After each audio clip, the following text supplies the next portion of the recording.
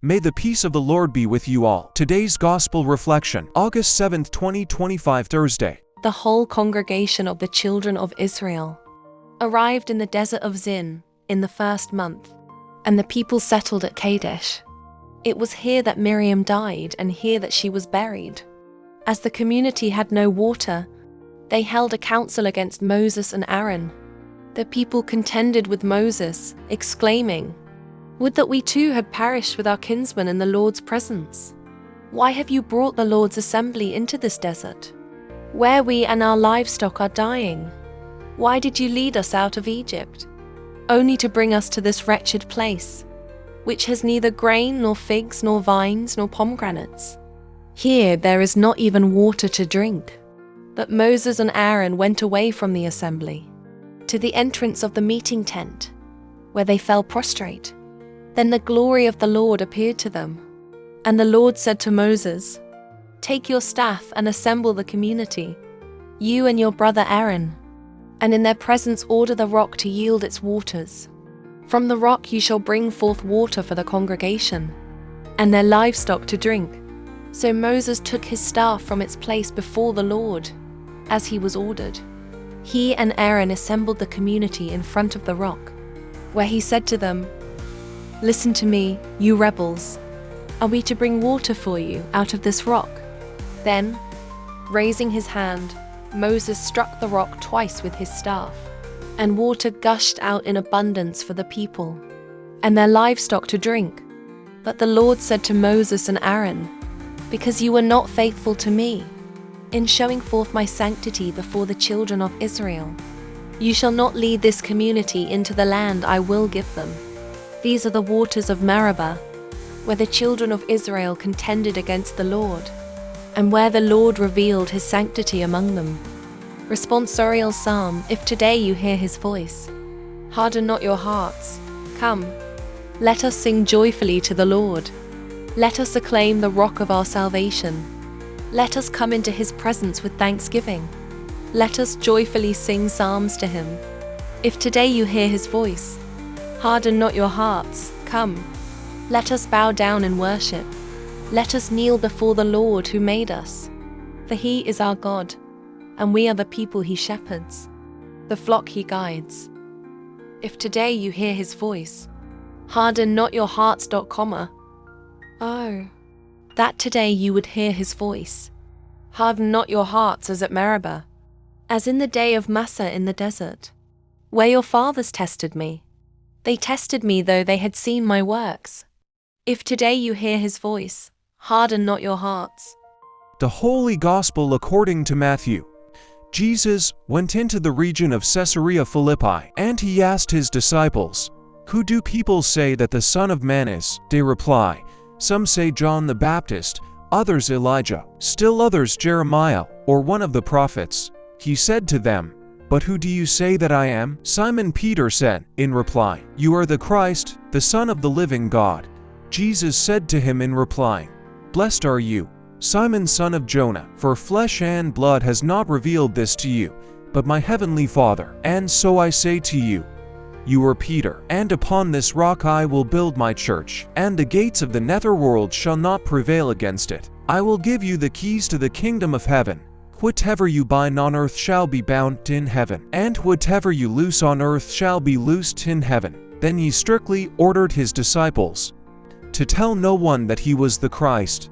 From that time on, Jesus began to show his disciples that he must go to Jerusalem and suffer greatly from the elders, the chief priests, and the scribes, and be killed and on the third day be raised. Then Peter took Jesus aside and began to rebuke him. "God forbid, Lord, no such thing shall ever happen to you." He turned and said to Peter, "Get behind me, Satan. You are an obstacle to me. You are thinking not as God does, but as human beings do." The Gospel of the Lord. So today, let that question echo in your heart. Who do you say I am? Don't rush to answer it with memorized words. Let it sink in. Let it challenge you. Reflect on how your actions, values, and responses reflect what you really believe. And if you find that your words and actions don't always align, don't be discouraged. Be humbled. Use that realization as a step toward deeper growth. The journey of faith isn't about having all the right answers, but about staying connected to the one who does. Be open to learning, to being corrected, to being transformed. Because true faith isn't static. It grows, wrestles, and ultimately follows with a heart that says, even when I don't understand, I still trust you. Reflection. Jesus turns to his disciples and asks them who people say he is. They give various answers, echoing public opinion. Then he makes it personal. But who do you say I am? This question cuts through the nose and goes straight to the heart. Peter responds with conviction, recognizing who Jesus really is. Yet not long after, he fails to understand the full picture and ends up being corrected. This passage shows the tension between bold faith and human misunderstanding, a tension we still live in today. There are moments in life when we are asked the deepest questions, not about what we do or where we live, but about who we truly are and what we believe.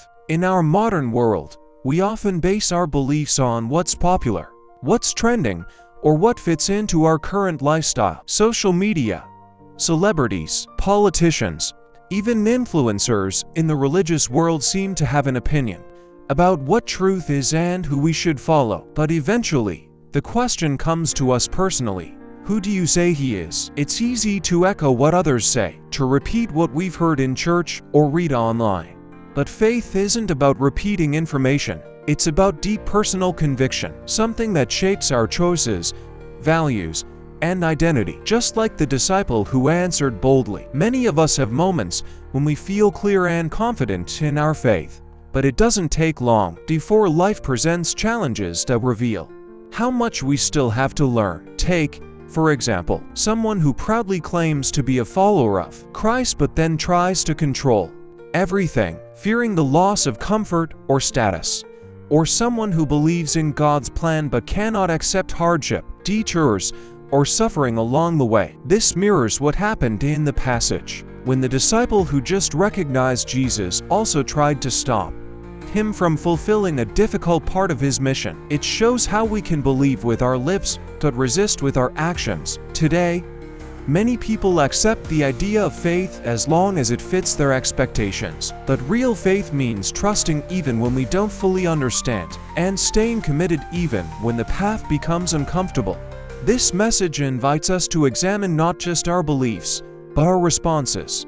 When life doesn't go our way, do we still trust God's purpose? When the journey becomes painful, do we still believe He is with us? It's easy to embrace faith when things are clear and the road is smooth.